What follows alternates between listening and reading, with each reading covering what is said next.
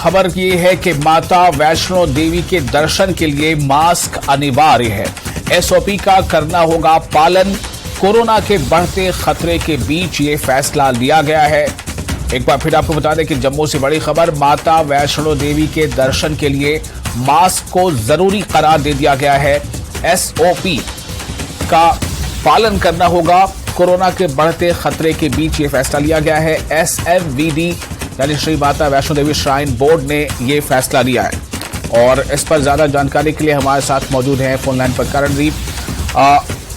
करणदीप, ये जानना चाहूंगा कि कब से ये लागू होगा और क्या श्राइन बोर्ड ने ये फैसला किस बुनियाद पर लिया है?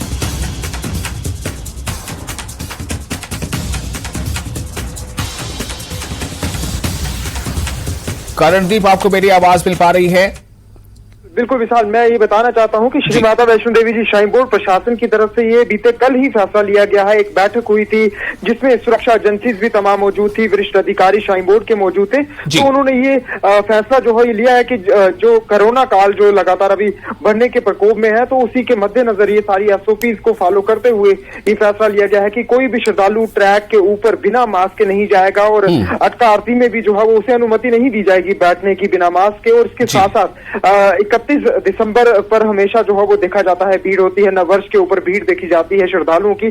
तो कई सारे और भी फैसले जो है वो शुक्रवार शाम को जब ये बैठक हुई थी तो उसमें ये फैसले लिए गए थे, जिसमें ये साफ तौर पर दिखाया गया है कि 500 सीसीटीवी कैमरा के साथ जो है वो पूरे भवन की निगरानी रखी जाएगी, ट्रैक की निगरानी रखी जाएगी। क्योंकि अगर 2022 की पहले दिन की शुरुआत की अगर बात करें तो भगदड़ मचने के कारण जो थे वो 13 लोगों की मौत हो गई थी और कई दर्जनों लोग घायल भी हुए थे। एक बड़ा हादसा जो है वो उसे माना जा रहा था। वो ऐसा दोबारा ना घटित हो, ऐसी कई बैठकें जो है वो की गई हैं। बड़े अधिकारियों की भी अब कहीं ना कहीं निगरानी पूरे ट्रैक के ऊपर रहेगी और अधिक सुरक्षा जो है वो तैनात की जाएगी, सुरक्षा कर्मी तैनात किए जाएंगे।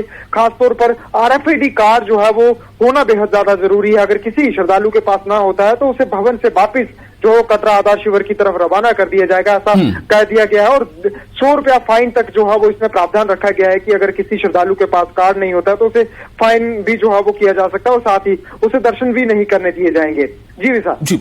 तो करणदीप, क्या इसको लेकर वहां पर इंतजामात भी किए गए हैं? जाहिर है कि आने वाले जो लोग हैं उनमें से कई लोगों को शायद ये पहले से पता ना हो कि मास्क के बगैर वहां पर जो इजाजत नहीं है जाने की, तो ऐसे में क्या वहां पर मास्क का इंतजाम रखा गया है या जो एसओपीज हैं उसकी वहां पर तैयारियां की गई हैं? क्या वहां पर थर्मल टेस्टिंग होगी जो भी वहां पर पहुंचेंगे लोग दर्शन के लिए?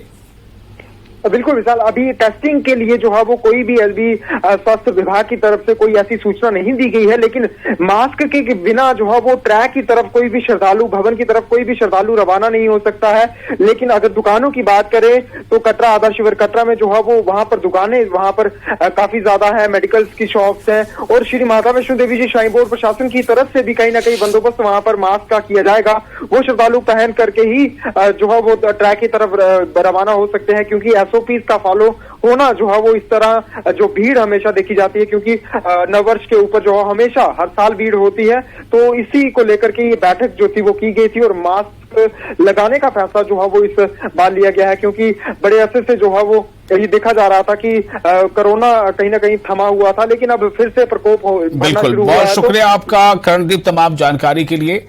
और